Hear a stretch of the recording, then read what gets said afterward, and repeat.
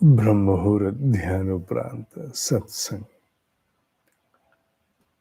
आदिगुरु शंकराचार्य जी द्वारा रचित आत्मबोध श्लोक नंबर 24। हर एक तत्व का अपना गुण है जो उसका स्वधर्म है और वो उसे नहीं छोड़ता। तत्व का जैसे श्लोक आपके सामने, प्रकाश है अर्कस्य तो यस्य शैत्यम अग्नि है यथा उष्णता सच्चिदानंद नित्य निर्मला निर्मलता आत्मनः। जिस प्रकार सूर्य का गुण है उसे प्रकाश देना है, वो प्रकाश दिए बिना नहीं रह सकता, उसका स्वधर्म है जिसका निर्वाह होगा ही होगा। शीतलता जल का धर्म है, अगर जल को उसकी अवस्था में रहने दें तो उसका धर्म है शीतलता। अग्नि का धर्म है, उसका स्वभाव है उष्णता, हीट। उसी प्रकार आत्मा का स्वभाव है, जिसे बहुत सुंदर यहां उन्होंने कुछ शब्दों में कहा, वो सत है, अर्थात केवल वही है जिसका अस्तित्व है। यहां सत का अर्थ है अस्तित्व, एग्जिस्टेंस। बाकी सब मिथ्या है, माया है, रचा हुआ है, आता जाता है, स्थिर शाश्वत नहीं है। अगर अस्तित्व किसी का है तो आत्मा का ही है, इसीलिए सत कहा। वो चैतन्य रूप है, वही है सजगता। बाकी सब उससे प्रकाश पाते हैं, जैसे सारे ग्रह उपग्रह सूर्य से प्रकाश, सौर मंडल की बात हो रही है, केवल सूर्य से पाते हैं। और उसका स्वरूप क्या है? आनंद, एक परिपूर्णता, एक परिपूर्णता उसका स्वरूप है और नित्य है।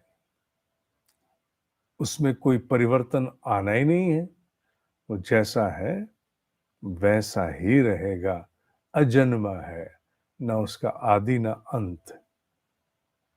और पवित्र है, जैसे निर्मल शब्द से संबोधित किया, प्योरिटी। कुछ भी उसमें अशिव नहीं है, वो केवल शिव है, शिव है, शिव है। वो सत है, वो चित है, वो आनंद है, वो नित्य है, वो निर्मल है। आत्मा के इन स्वरूप का स्मरण करने से एक ज्ञानी ने बहुत सुंदर कहा है, वस्तुतः यूं कहें कि साधना द्वारा हमें अपने आवरण हटाने हैं, या हम यूं कहें आत्मा का स्वभाव जानना है। बात एक ही है। उसका स्वभाव जानने के लिए, अनुभव होने के लिए हमें आवरणों से मुक्त होना ही होगा। किसी भी साधना का अभिप्राय यही है। वो क्या?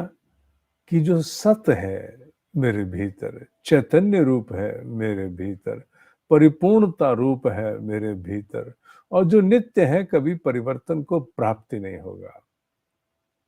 उसमें विद इन द ब्रैकेट कुछ नहीं है, कॉमा, फुल स्टॉप, पूर्ण विराम कुछ नहीं है। और जो पवित्र है, जहां किसी प्रकार के कोई दोष की संभावना नहीं है, जिसे प्राप्त होने के उपरांत जीव कह नहीं सकता कि अमुक छूट गया, अमुक रह गया, कुछ नहीं। इसीलिए भगवत गीता में शब्द आता है आत्मरति, आत्मतृप्त, आत्मसंतुष्ट। यहां उन्होंने संतोष और तृप्ति को थोड़ा सा भिन्न किया है। आत्मरति, आत्मतृप्त, आत्मसंतुष्ट।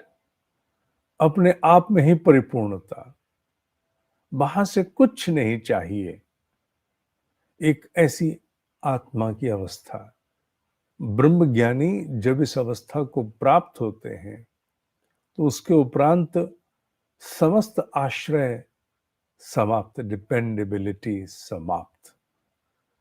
उनका कोई फिर उन्हें आश्रय की आवश्यकता नहीं रहती है। आज सपना दिखता है, सपना तो कभी चांद पर जाने का भी रहा होगा, सपना कभी मंगल ग्रह को इन आंखों से उपकरणों के द्वारा देखने का भी रहा होगा। मैं प्राचीन भारतीय मनीषा में ब्रह्म ऋषियों की क्षमता को बीच में नहीं ला रहा हूं, क्योंकि उन्होंने तो सब देख लिया था, सब जान लिया था, तो ब्रह्मांडों तक में खंगाल आए। मैं सामान्य बात करूं, पिछले 2-3 हजार वर्षों की, जब इतना प्रकाश नहीं था, अर्थात इतनी प्रगति नहीं थी, तो इस काल में क्या कोई कल्पना थी? नहीं थी। जीव भी जब अपने अधूरेपन को देखता है, अवलोकन करता है, तो उसे ये सारी बातें एक मृग तृष्णा समान प्रतीत होती है, कल्पना, जबकि यह सत्य है। और इसी सत चित आनंद स्वरूप का मोटा इसमें सत चित आनंद उठाया। पवित्र तो वो है ही, इसमें तो कोई संदेह है ही नहीं है। स्वरूप का एक थोड़ा सा अंश हमें तभी मिलता है जब हम गहरे ध्यान में सुसुप्ति सी अवस्था में आ जाते हैं, पूर्ण सजगता बनाए हुए। सुसुप्ति में तो सो के पता नहीं चलता ना, पर यहाँ तो ध्यान में जागृत अवस्था में, भले ही हम कुछ क्षणों के लिए सही, may be for very few seconds या अधिक, जब हम भीतर मग्न हो जाते हैं, तो ये सत चित आनंद का ये एक तरंग बटोर के बाहर लाते हैं, जो बाहर आने नहीं देती है, आंखें खोलने नहीं देती है, वहीं उसी में रह जाने के लिए विवश करती है, वो हो जाने को मन होता है। ये वस्तुतः उसी का छोटा सा प्रस्फुटन है, जो आत्मा का स्वभाव है। स्वधर्म, स्वभाव शब्द हैं संबोधन के लिए, और कुछ नहीं। आज के लिए इतना ही। ओम ही सत्य है, ओम ही सत्य है, ओम ही सत्य।